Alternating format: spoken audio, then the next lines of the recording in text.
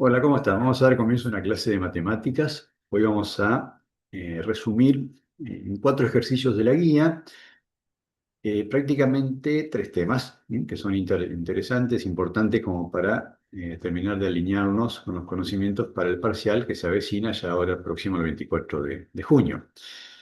Estos ejercicios van a centralizar temas que tienen que ver con funciones, relaciones inversa y recta o función lineal, ¿no? Bueno, que son temas que realmente van a entrar sí o sí en el parcial, así que la idea es tratar de dejarles claros la resolución paso a paso de cada uno de los ejercicios de la guía esta, para que de esa forma, bueno, queden bien claritos los conceptos y tengamos una forma, un método, ¿no?, para llevar adelante la resolución y de esa manera asegurar el resultado. El ejercicio 16 nos da estas cuatro relaciones y nos pide que hagamos la clasificación de si son funciones o no y si admite inversa. En el caso de ser funciones, qué tipo de función y a su vez se admite inversa. Un ejercicio lindo porque termina componiendo todo el conjunto de conocimiento que hemos visto, o sea, aplicamos todo lo aprendido para resolverlos. En este caso, establecí aquí un pequeño marco teórico, cosa de que poder ir aplicando los conceptos tal cual los entendemos. Recuerden que siempre insisto en que es importante conceptualizar, porque de lo contrario me cuesta más después razonar el ejercicio, ¿no? Entonces, habíamos dicho que las relaciones son un subconjunto, ¿no?, de pares ordenados, un producto cartesiano enorme que cumple un criterio. Ahora bien, esas relaciones, muchas de esas relaciones, también son funciones.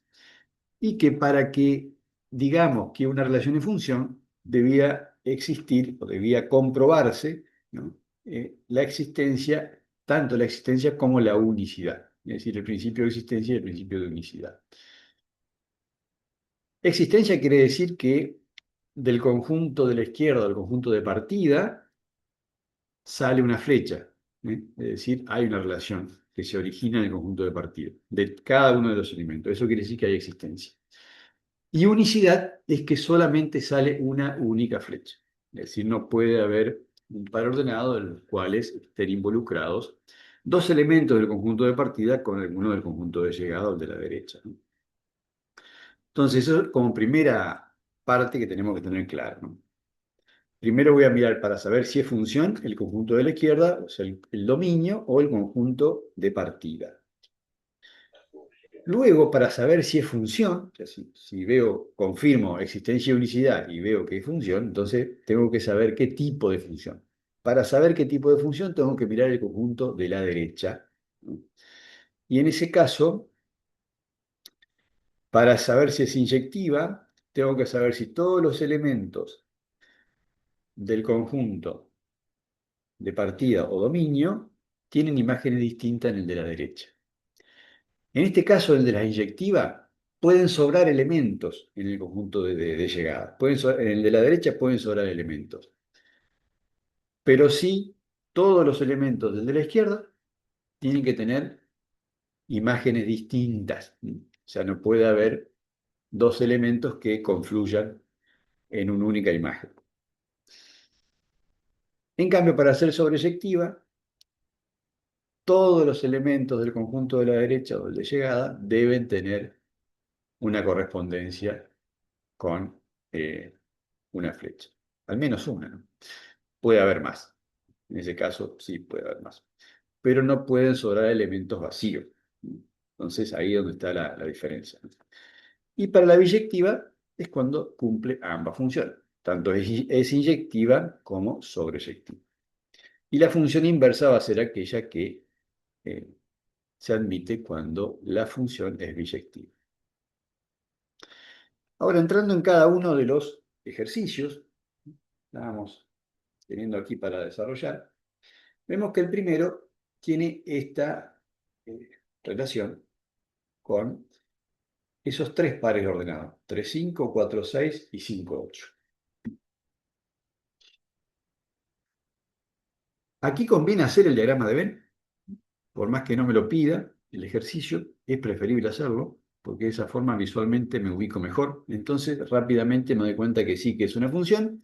¿Por qué? Porque los elementos están teniendo existencia de unicidad del lado del conjunto de partida, y a su vez después veo que es una función tanto inyectiva, porque todos los elementos del codominio, del conjunto de imagen o del conjunto de llegada, son distintos correspondiente a lo que originan en el dominio. O sea que todos los elementos del dominio, dicho de otra manera, están teniendo imágenes distintas. O sea que en este caso se confirma que es inyectiva, ¿no es cierto? Entonces es función, es inyectiva y a su vez es sobreyectiva. ¿Por qué? Porque cada uno de los elementos del conjunto de llegada está recibiendo al menos una relación o una flecha. En este caso, entonces, si es tanto inyectiva como sobreyectiva, conclusión es biyectiva, ¿no? Entonces, ¿qué pasa con la función inversa? Habíamos dicho que cuando hay una función biyectiva, quiere decir que admite inversa. La inversa de una función no es otra cosa más que invertir el orden de los pares ordenados. Si tengo 3 5 4 6 5 8, la función inversa sería 5 3 6 4 y 8 5. Y en ese caso, si vuelvo a hacer los diagramas de Venn, aquí no los hice, pero si lo volvería a hacer, me daría cuenta que quedaría algo parecido a esto, solo que estos elementos estarían de este lado y esto del otro, ¿no? Entonces, se daría la misma relación, por lo tanto, estaríamos en una función que admite inversa perfectamente. Como bien ya lo dijimos, porque al ser biyectiva, la regla dice que admite inversa. El segundo ejercicio, el G, nos da estos tres pares ordenados, 3 5 5 3 y 4 3. Hago el diagrama de Venn por una cuestión de orden, ¿no? Por más que no me lo pida el ejercicio, es totalmente sugerible siempre realizarlo. Establezco las flechas de relación, 3 5 5 3 y 4 3. Aquí estoy viendo que, por un lado, es función, porque estoy teniendo existencia de unicidad del conjunto de dominio o el conjunto de partida, y tengo que establecer qué tipo de función es. Para ver si es inyectiva, tengo que asegurar que todos los elementos del conjunto de llegada tengan solamente una correspondencia. En este caso ya no se da, o sea que no es inyectiva. Sono Para ver si es sobreyectiva, tengo que asegurar que todos los elementos del conjunto de llegada tengan al menos una flecha, una o más. En este caso, claramente es sobreyectiva. Entonces, es función, no es inyectiva y es sobreyectiva. Por lo tanto, no es biyectiva, porque para ser biyectiva tiene que ser tanto inyectiva como sobreyectiva. Y si no es biyectiva, entonces no va a admitir inversa. ¿Por qué? Porque evidentemente no va a ser una función si damos vuelta a los pares ordenados. Cuando querramos establecer, no se va a dar la opción de que sea una función.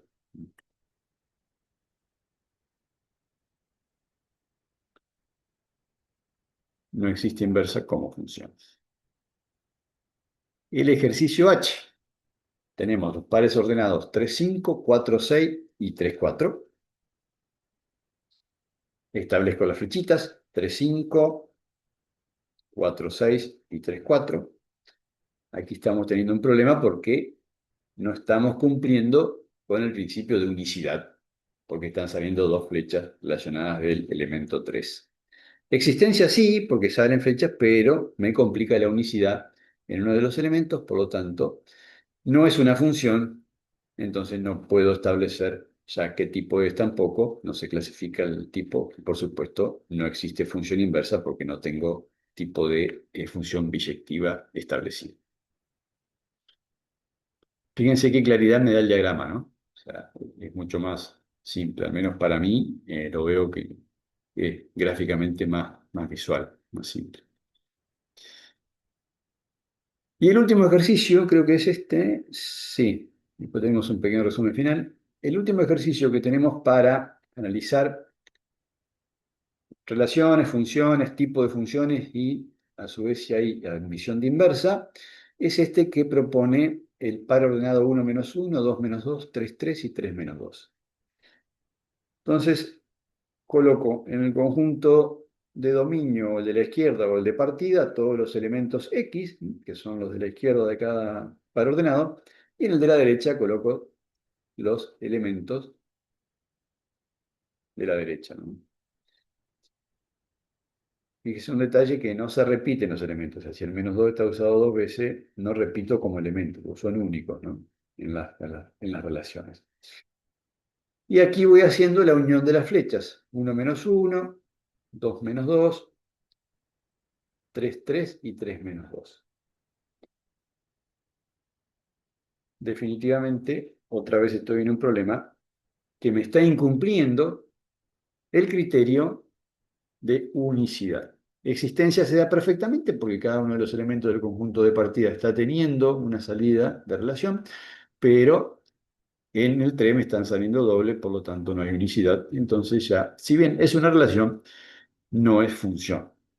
Conclusión, se detiene ahí el análisis porque no es clasificable en ningún tipo, al no ser función no es clasificable, y por ende no puede admitir inversa, porque la admisión de inversa quiere decir que solamente para aquellas funciones que son biyectivas, es decir, aquella que es tanto inyectiva como sobreyectiva, como vimos en el ejemplo más arriba.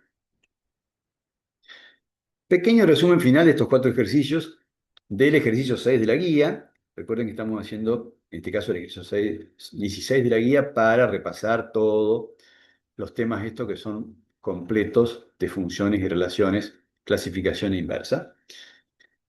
Donde me dice que el ejercicio F es función, es inyectiva, también es sobreyectiva, por lo tanto va a ser biyectiva y en ese caso va a admitir inversa. Fíjense que ninguno de los otros tres admite inversa porque en el segundo caso es, si bien es función, no es inyectiva, pero sí es sobreyectiva, entonces al no ser biyectiva no me puede admitir inversa. El ejercicio H no es función, entonces se detiene el análisis, ya no puedo clasificarlo, y tampoco es función el I. O sea que son dos ejercicios directamente que no pueden clasificarse como funciones, dos que sí se clasifican como función, uno de los cuales es biyectiva, por lo tanto admite inversa, y el segundo no es biyectiva, es solamente sobreyectiva, así que no va a admitir inversa tampoco. Con esto queda bastante cerrado toda esta parte de relaciones, funciones, clasificación inversa. Principalmente la importancia de saber qué conjunto miro para obtener el criterio de establecer si funciona o no una relación. Para saber si es función voy a mirar si existe existencia y unicidad en el conjunto de la izquierda, es decir, que sale una única flecha de cada elemento. Para saber si es inyectiva voy a mirar si cada uno de los elementos del conjunto de la izquierda le corresponde una imagen distinta. Aquí pueden sobrar elementos para las inyectivas, pero asegurando que cada uno de estos de la izquierda reciban aquí en la derecha imagen distinta. No puede haber dos flechas llegando a una misma imagen, ¿no? Por ejemplo, que aquí el 4 llegara al 5 también, en vez del 6. Eso no podría ser inyectivo. Para ver si es sobreyectiva, bueno, voy a mirar si cada uno de los elementos del conjunto de la derecha le llega al menos una flecha. Aquí no puede sobrar nunca un elemento sin flecha. Puede haber alguno que tenga más de una, sí, pero todos tienen que tener su flechita para que sea sobreyectiva. Y en el caso de que es inyectiva y sobreyectiva, ¿no? Como en este, función 1 a 1 le dicen también, bueno, en ese caso ser biyectiva va a admitir inversa, que no es otra cosa más que invertir el orden de los pares ordenados. Estos elementos irían acá, pasan al dominio, y estos elementos del dominio pasarían al codominio conjunto de partida. Simplemente eso es la inversa, ¿no? Bien, con esto queda muy bien explicadito toda esta parte, con ejemplos. Eso ya les dejo el link después para que los puedan repasar y rehacer, por supuesto. De esa forma van afirmando todo lo que vamos aprendiendo. Aquí en este caso vamos a hacer también algo parecido, donde tenemos otro tipo de ejercicio. Este es el 17, ¿no? de la guía. Para cada una de las funciones hay que hacer los diagramas y ver cuál es el dominio, cuál es el codominio, ver si hay función y a su vez clasificarlas en qué tipo de función, ¿no? Aquí es muy simple, si bien ya lo estamos diciendo, pero bueno, estos son ejercicios específicos. Ya nos dan una cosa así, ¿no? Nos dan una función y nos dice que establezcamos cuáles son los elementos del dominio y cuál del codominio. Sabemos que los del dominio son los X, es decir, los de la izquierda. El par ordenado está compuesto por elementos, ¿no? Y por ende después estableceremos cuáles son las funciones, ¿no?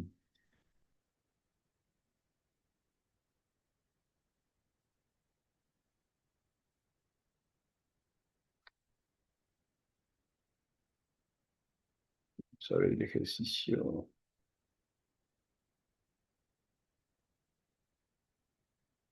Tengo el ejercicio aquí, 17, un segundito.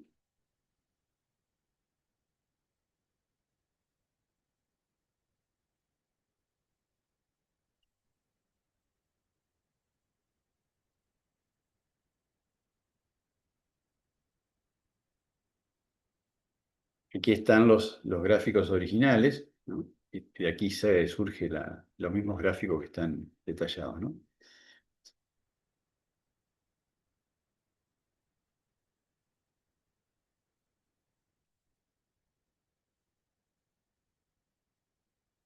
Es esto mismo, ¿no? Y tenemos que establecer aquí cuál es el dominio. Tengo que saber que es el conjunto de elementos que están en el conjunto de la izquierda, o el de partida, o también llamado dominio. En este caso, 1, 3, 5, 7. Entonces, coloco dominio es igual a igual a tal. Hago la extensión.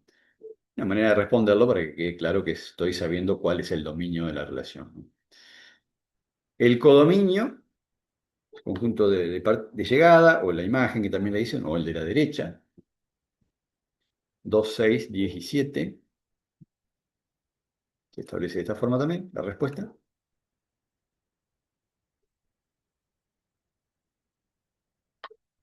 Y establecer cuál sería la imagen, que es lo mismo en este caso, ¿no? Exactamente lo mismo al codominio, ¿no? Imagen. ¿Cómo verificamos si es inyectiva? Bueno, ¿qué teníamos que corroborar? Existencia de unicidad ya está dado, o sea que es función. Está claro porque ya el ejercicio está planteado de esa forma como funciones. Para ser inyectiva tengo que asegurar de que todos los elementos del dominio de la izquierda reciban imágenes distintas. En este caso se da perfectamente. Cada elemento de la izquierda está recibiendo una imagen distinta, o sea que es inyectiva la función, tal cual como dice acá. Para verificar si es sobreyectiva, tengo que asegurar que todos los elementos del conjunto de llegada reciban al menos una flecha. Pueden recibir más. Bueno, en este caso, todos reciben su flecha, así que, por ende, es también sobreyectiva, así que, por lo tanto, será biyectiva. Así que de esa manera también estaría admitiendo inversa. Si el ejercicio lo preguntaría, ¿no? Estaríamos en condiciones de responder que también admite inversa por ser biyectiva, ¿no? Y aquí está la respuesta final de lo que pide el ejercicio. El dominio es el conjunto de los elementos 1, 3, 5, 7, es decir, todos los elementos de la izquierda. El codominio es el 2, 6, 17. La imagen es lo mismo, porque es exactamente lo mismo la imagen y el codominio. Y la clasificación es inyectiva, sobreyectiva y biyectiva.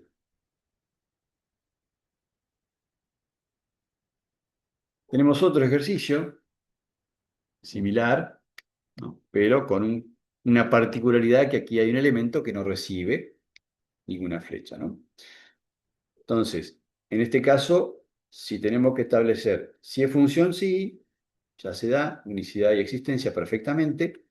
Para establecer si es inyectiva, tenemos que asegurar solamente que todos los elementos del conjunto del dominio o de partida tengan una correspondencia distinta o una imagen distinta. Lo tiene aquí. sostiene sin problema.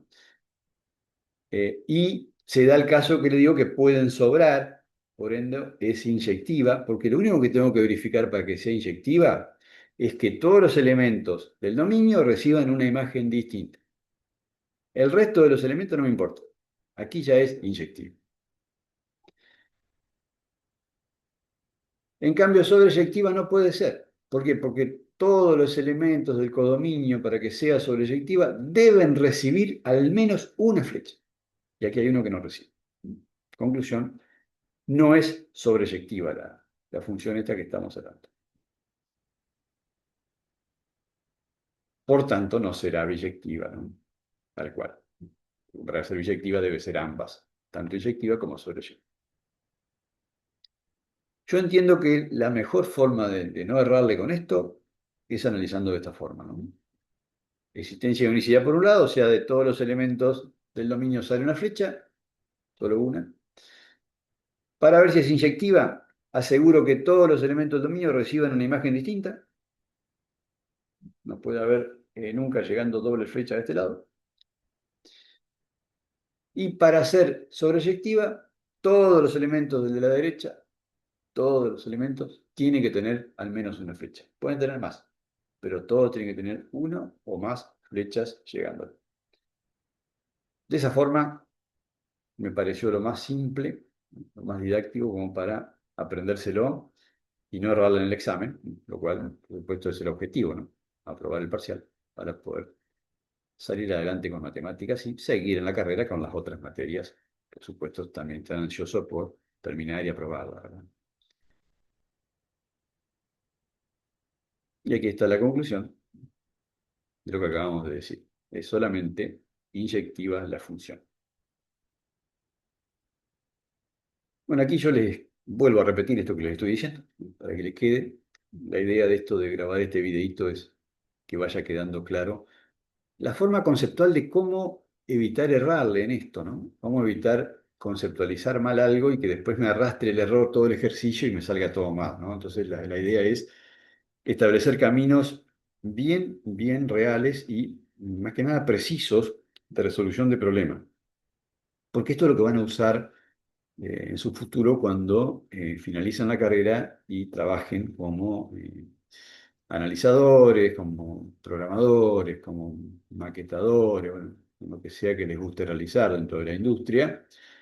Siempre hay que tener caminos precisos de análisis de los datos con los que contamos y de esa manera conceptos bien claros para que se vaya teniendo un camino de avance real sobre un problema y se pueda incluso volver atrás, revisar y que siempre sea sustentable, o sea, que tengamos bases sólidas de conocimiento acerca de lo que vamos analizando.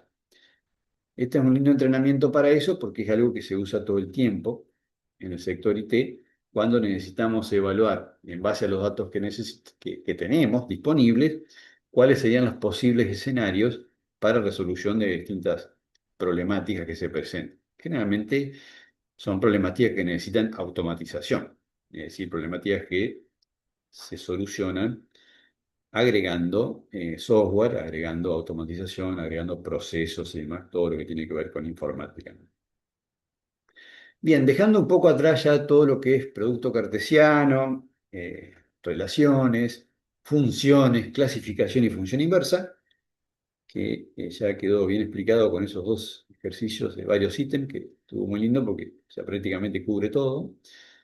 Vamos a pasar a lo que es la función lineal o lo que es la recta, donde tenemos que tener claro algunas cositas como para también ubicarnos cómo funciona esta parte de la materia, cómo es que conviene encarar este tema de la función lineal o la recta. La recta es una sucesión indefinida de puntos, ¿no? Por lo tanto, en los ejercicios que nos pueden dar de recta dentro de este programa curricular para esta carrera, puede ser que conozcamos un punto, puede ser que conozcamos dos puntos, entonces al conocer dos puntos ya tenemos la recta lista. A veces incluso conociendo un único punto, también, ¿no? puede ser una recta constante, como puede ser una vertical, puede ser una horizontal. Entonces, como que realmente hay varias alternativas de las cuales tenemos que empezar a asomar el razonamiento por ese lado. O sea, saber qué datos me está dando el ejercicio para ver por dónde me conviene encarar la resolución. Es decir, principalmente qué fórmula voy a usar, qué elementos de la temática esta puedo utilizar para la resolución de ejercicio. Y además está la pendiente. La pendiente es la inclinación que tiene la recta. Es el grado de inclinación que está teniendo dentro de un eje cartesiano. Aquí hay varios ejemplos donde uno de los ejercicios es el cálculo de la pendiente. Se separa en dos partes esta cuestión de los ejercicios para instruir al alumno acerca de la importancia de la pendiente, porque es necesaria para poder arribar a la fórmula punto pendiente. Es decir, tenemos fórmula de cálculo de pendiente exclusivamente y otra fórmula que se llama la de punto pendiente, la cual con un punto más la pendiente puedo llegar a establecer la ecuación de la recta y su gráfico. En cambio, si me dan los dos puntos, por ejemplo, la recta pasa por el punto 1, 2 y por el punto menos 3, 5, no tengo la pendiente, entonces me está faltando un dato. En ese caso, debo primero calcular la pendiente para después, una vez que tenga la pendiente, poder usar la pendiente más alguno de esos puntos y usar la otra fórmula, la de punto pendiente, para llegar a la ecuación final de la recta. Entonces son dos caminos. Un camino es cuando el ejercicio me propone hallar una recta en función de dos puntos. En ese caso, primero voy a tener que calcular la pendiente y después aplicar la otra fórmula, ¿no? Ahí tengo que usar dos fórmulas. Primero calculo la fórmula de cálculo de pendiente y después voy a usar esa pendiente que he obtenido para aplicar la fórmula punto pendiente, con lo cual usaré alguno de los dos puntos indistintamente, ¿no? De los cuales me han dado, que a su vez ya usé para calcular la pendiente de la recta. El otro ejercicio tradicional es que te dan la pendiente con un valor establecido y un punto. En ese caso directamente se aplica la fórmula punto pendiente y ya la ecuación de la recta sale directamente. Bien, aclarado estas cuestiones, vamos a comenzar a hacer estos ejercicios de cálculo de pendiente de acuerdo a todos estos puntos, ¿no? El A, el B, el C, el D y el E nos da dos puntitos de la recta en cada uno de los casos. ¿Cuál es la fórmula para calcular la pendiente de una recta? Bueno, es simplemente esta, ¿no? Es I2 menos I1 sobre X2 menos X1. Quiere decir que es el cociente de la resta de los puntos I en su eje de los puntos sobre donde tengo el numerador tengo los I y en el denominador tengo los X, ¿no? ¿Por qué? Porque si me dan dos puntos, aquí fíjense que me están dando dos puntos. Me dan el menos 2 y el menos 3, y el menos 1 y el 5. ¿Cuáles son los I aquí? Bueno, los I son el menos 3 y el 5. ¿Y cuáles son los X? El menos 2 y el menos 1. Este es un primer detalle, identificar cómo funciona en función de la instrumentación, de cómo está otorgado el valor de cada punto, que no es otra cosa que un par ordenado, se dan cuenta, ¿no? Pero ese par ordenado tiene un orden, por eso se llama par ordenado, ¿no? El primer elemento es la X y el segundo es la Y, ¿no? En este caso, funciona exactamente igual para los puntos del eje cartesiano o para los puntos de la recta. Una vez que establecí eso, debo usar esta fórmula y debo ser cuidadoso de no equivocarme, que siempre se resta el punto I2, ¿no? Menos el I1 sobre el X2 sobre el X1. Siempre es el punto 2 menos el 1 en ambos casos, en ambos elementos. Y fíjense que la Y, en este caso, va arriba de la ecuación y la X va debajo. Un poco distinto a lo que sería el orden que tiene aquí. Aquí va primero la X y después la Y. Entonces, si por ahí uno en el cerebro lo puede engañar pensando que las X irían arriba y no es así. Va I2 menos I1 sobre X2 menos X1. En este caso hay que tener cuidado porque si coloqué eh, equivocadamente la X arriba, sin duda me voy a complicar en el resultado, ¿no?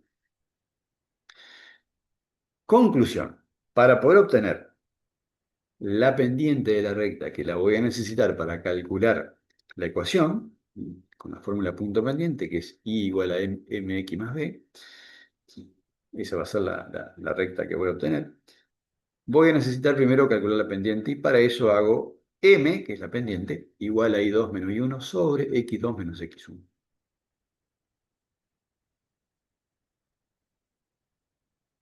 Aquí tengo los datos que generalmente me dan los enunciados y que debo aplicar, un poco lo que ya les dije, ¿no? Si me dan 2 puntos, voy a calcular primero m y voy a intentar llegar ahí igual a mx más b una vez que tenga m para poder hacerlo, ¿no? Una recta horizontal va a tener pendiente cero, ya no se inclina absolutamente nada la recta, es horizontal, es una constante con un valor de i. Y una recta vertical, la pendiente es indefinida. En ese caso, el valor de x es igual a tanto y esa es toda la ecuación, ¿no? X igual a 5, por ejemplo, es una recta. Y igual a 4 es una horizontal con pendiente cero, ¿no? Bien, vamos a hacer algunos ejercicios acá, como está previsto en la guía, para calcular la famosa pendiente, que es la letra M, la cual voy a necesitar para después aplicar la fórmula punto pendiente, que ya vamos a ver cuál es. Vamos a ir por pasos, así no nos mareamos con esto. El primer ejercicio me dice que el punto 1 es el -2 -3 y el punto 2 es -1 5. Aquí hay que ser muy cuidadoso para hacer los cálculos, porque evidentemente son extremadamente sencillos, pero, como siempre decimos, una pequeña confusión hace que después se arrastre el error y, por supuesto, el ejercicio salga mal. Conclusión, extremo cuidado en esto, ¿no? Primero, debemos establecer qué es x1, qué es x2, qué es y1, qué es y2. Yo aquí generalmente, pero en mi caso, o sea, cada uno después lo hace como mejor le parece, ¿no? Lo hago siempre, lo escribo por una cuestión de no estar mirando aquí, que es lo mismo, ¿no? Hago un paso previo, antes de pasar los datos a la fórmula, porque yo podría directamente empezar a escribir m es igual a i2 menos i1, bueno, i2 es cuál, es este, es 5, menos i1 es este, -3. Ya lo coloco. Pero no, es preferible hacer este paso, donde estoy estableciendo los valores de cuál es x1, cuál es x2, cuál es y1, cuál es y2. Entonces, de esa forma, después cuando ya voy a aplicar la regla, la cual me aseguro de que i2 menos i1 esté encima del cociente de x2 menos x1, asegurarme eso de no errarle, y ahí sí después directamente, ya como tengo los datos claros, voy a buscar i2 donde ya lo establecí y sé que es este. Entonces este i2 lo coloco acá. Resto, bajo este signo, y voy a buscar i1. Si es un negativo lo puedo poner entre paréntesis también, para no equivocarme con los signos. Hago el cociente y del lado de las x lo mismo. Voy a buscar x2, que es este, ¿no? Y voy a buscar x1 para establecerlo directamente donde va. Fíjense que coloco paréntesis cuando hay signos distintos por una cuestión de orden, ¿no? Porque, insisto, esto es extremadamente sencillo, suelen ser los ejercicios más traicioneros porque uno se equivoca, ¿no? Mira rápido, calcula y no presta atención y eso genera un problema. Puedo resolver por separado esto, debajo, como dice acá, 5 menos -3, ¿no? Esto va a ser igual a 5 más 3, ¿no? Es igual a 8. -1 menos -2, estamos igualando a 1. Cuanto más pasos hagamos, lo más práctico posible con esto, como un método, esto no es capricho, es entrenamiento porque después aprendemos a manejarnos profesionalmente de esta forma y sabemos que los datos es mejor llevarlos de manera ordenada y a medida que avanzan, tener el elemento de avance, ¿sí? Y poder volver hacia atrás y revisar. Si yo hago en el aire las cosas, después me complico cuando quiero revisar si estoy haciendo bien todo el procedimiento. Conclusión, me queda 8 sobre 1. Este es el numerador y este es el denominador, ¿no? 8 sobre 1 termina siendo 8. La pendiente, entonces, utilizando estos dos puntos que me ha dado el ejercicio, es 8. Con esto directamente puedo usar la fórmula punto pendiente, en este caso no lo pide, y directamente puedo trabajar posicionando los dos puntos y haciéndola pasar, ¿no?, a la recta. El gráfico aquí es muy simple porque no es otra cosa más que establecer la ubicación de los puntos que me ha dado. O sea que el gráfico aquí no tiene mucho sentido. Lo hago por una cuestión de que quede claro de cómo se comporta la pendiente cuando es positiva en este caso. La positiva en este caso siempre va a crecer, ¿no? Cuando es negativa la pendiente tiende a decrecer.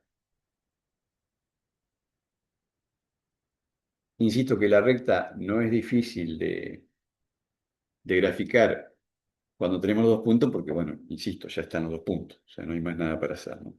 El tema es cuando tenemos un solo punto y necesitamos hallar el otro para que en ese caso, bueno, podamos dibujarla a la recta. Ya vamos a llegar a eso. Estos ejercicios son exclusivamente de cálculo de pendiente, que es muy importante para cuando me dan el ejercicio sin la pendiente y la necesito calcular previamente. El otro ejercicio, bueno, es idéntico al que hicimos, solo con otros números, pero está bien repetir los pasos. Fíjense que lo que hago es, nuevamente, en cada caso siempre establezco los valores, a qué vale x1, a qué vale x2, cuál es y1 y cuál es y2. Lo verifico perfectamente, con cuidado de no equivocarme, para que después pueda aplicar la fórmula siguiendo los pasos y no errándole. En este caso me da 6 menos 1 por un lado y 2 menos 8. Entonces me va a dar 5 sobre menos 6, lo cual me da una fracción de menos 5 sextos en este caso. En este caso la pendiente es negativa, fíjense que tiende a decrecer, ¿no?, la recta en este caso, la pendiente. Y los puntos son los que grafica directamente lo que me ha dado la recta. El tercero de los ejercicios, exactamente igual. Hacemos el proceso, reemplazamos por la fórmula, calculamos de manera cuidadosa, llegamos a los resultados y me da una pendiente 0. En este caso, al ser 0 la pendiente, habíamos dicho que era una recta horizontal. Fíjense, dos puntos, casualmente, los dos puntos que me están dando terminan siendo coincidentes, ¿no? O sea, esto también es una forma de hacerle la prueba si tiene sentido lo que estoy resolviendo. Si me da 0, bueno, dibujo la recta, entonces sí tiene razón, porque al ser pendiente 0, evidentemente es una línea horizontal.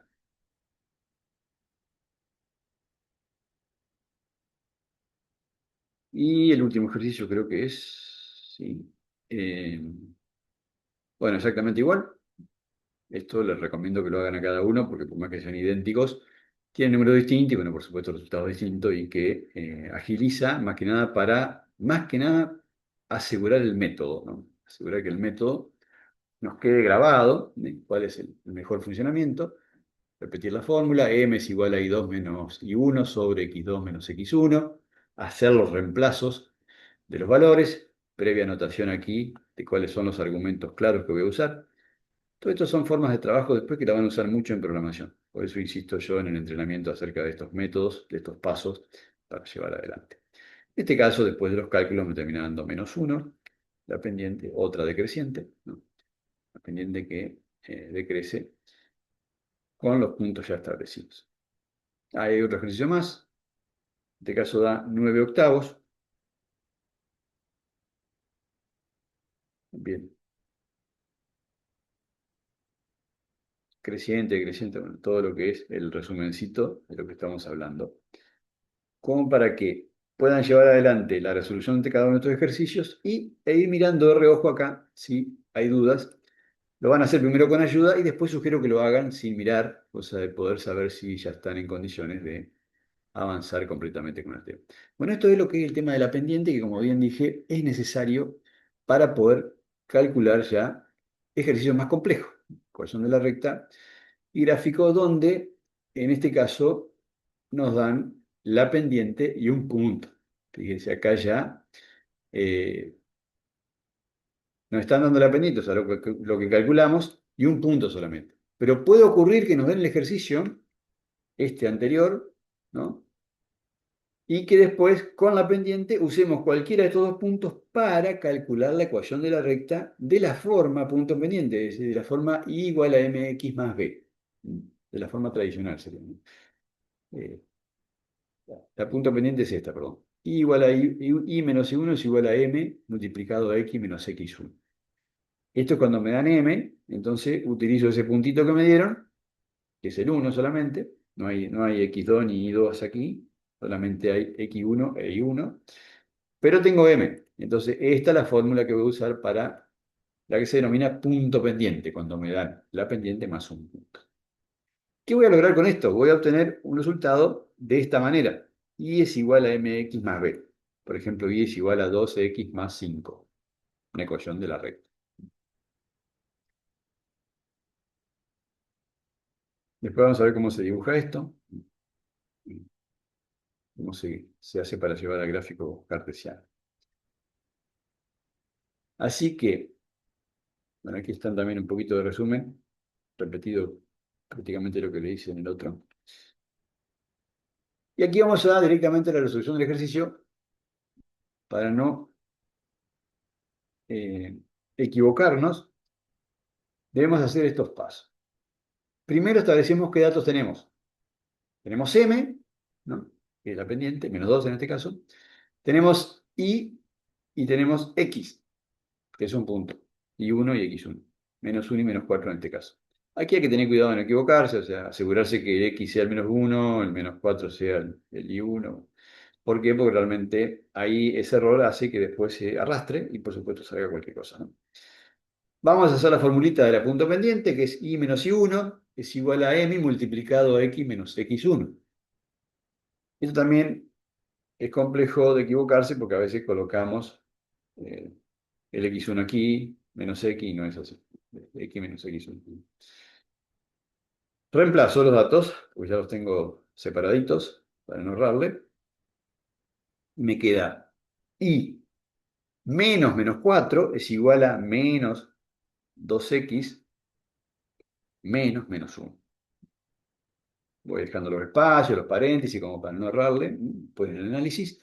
Y después hago directamente simplificación, ¿no? O voy haciendo equivalencias. I más 4 es igual a menos 2x más 1. Ahí solamente hice este paso. Y modifiqué, eliminé un signo aquí. Quedó de esta manera. I más 4 es igual a menos 2x más 1. I más 4 va a ser igual a menos 2x menos 2. ¿Por qué? Porque está multiplicando, el 2 está multiplicando todo el paréntesis. Entonces tengo que separarlo de esta forma. Y después sí ya puedo pasar este 4 restando y me queda la fórmula, ¿no? Casi ya terminada. Y igual a menos 2x menos 2 menos 4. Esto sería menos 6. Así que finalizo en i igual a menos 2x menos 6, que está la fórmula que equivaldría a i igual a mx más b. Este es el famoso i igual a mx más b. Este 6 es el corte de lo que es la ordenada en i, en el eje i. Vamos a ver cómo funciona eso. Aquí está la gráfica. I igual a menos 2x menos 6.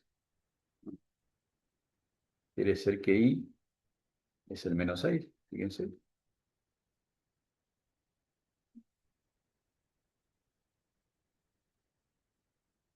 Y aquí está el puntito que teníamos de referencia. Entonces yo uniendo esto, el menos 6 más el puntito, ¿no? Ya tengo la proyección. Después directamente proyecto y aquí me va a dar dónde se va a cortar con el eje X, ¿no? Pero lo que necesito para graficarlo sin errores es ubicar el punto que me ha dado el ejercicio y este dato. Por eso que es necesario llegar a esta fórmula, I igual a menos 2x, I igual a mx más b, ¿no? Lo cual b es la ordenada en el eje Y en este caso. Con eso ya proyecto, ¿no? Con el punto más el valor del DI, ya proyecto y ya me queda la recta dibujada completa. Eso es todo lo que hay que tener en cuenta para este tipo de ejercicios. Sugiero que lo repitan y lo repitan hasta el cansancio porque parece que uno los entiende y después, llegado un momento, surge la duda. Y la duda en este caso es lo peor, porque no estoy seguro. Y al no estar seguro, invierto las fórmulas, coloco mal los X, los Y, bueno, todo lo que le he estado repitiendo hasta el cansancio, ¿no? Aquí hay otro ejemplo, en este caso es el puntito 1, 2 de pendientes 3. No omiten este paso, puedo asegurar que ayuda mucho. M igual a 3, X1 es igual a 1, Y1 es igual a 2. Después directamente Y menos Y1 es igual a M por X menos X1, fórmula punto pendiente. Reemplazo cuidadosamente buscando los datos de argumentos. Cuando hagamos funciones en programación siempre vamos a estar pasando argumentos, elementos. Bueno, de esa forma es muy parecido a lo que estamos haciendo acá en cuanto a análisis, ¿no? En cuanto a métodos de evitar caminos erróneos para llevar los datos a un código, a un programa.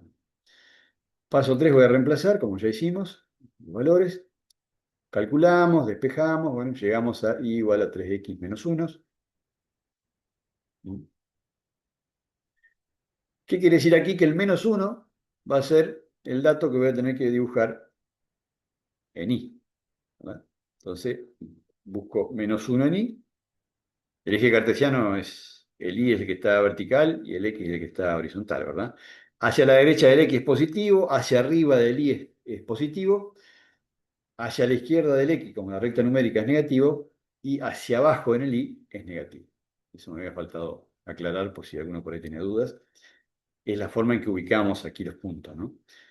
Y fíjense lo que le decía, yo ya tengo el punto 1, 2, que fue el que me dio el ejercicio. ¿Mm?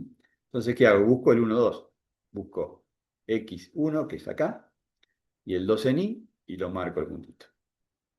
Y después marco este dato, que es la ordenada en y, coloco el 0 menos 1, y ya proyecto la recta completa.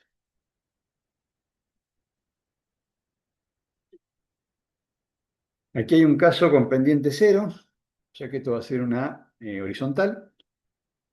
Vamos a ver cómo llegamos y cómo le hacemos la prueba para ver si estamos hablando bien, para no apurarnos, porque eso ya sabemos que es eh, igual a 5, ¿no? O sea, que sabemos que y es igual a 5, pero para no errarle, ¿no?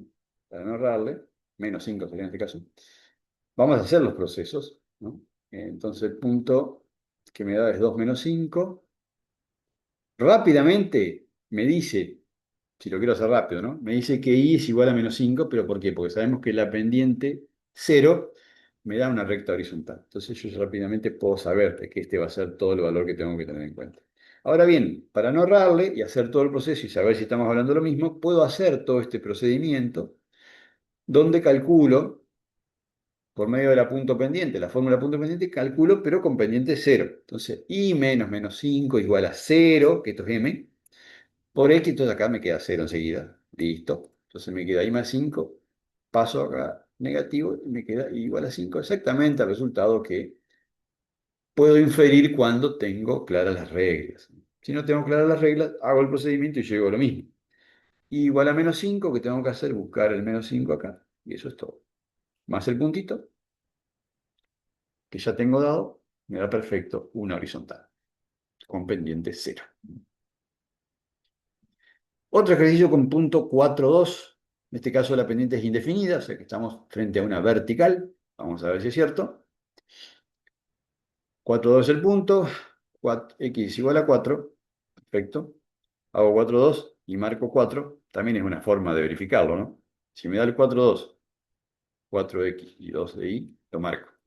Y después tengo que marcar el menos 4, ¿no? Sería por acá. También podría ser, sin ningún tipo de problema, la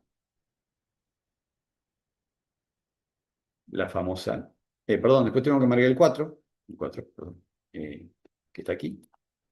Entonces, proyecto rápidamente. porque es 0,4, ¿no? Lo que tendría que marcar.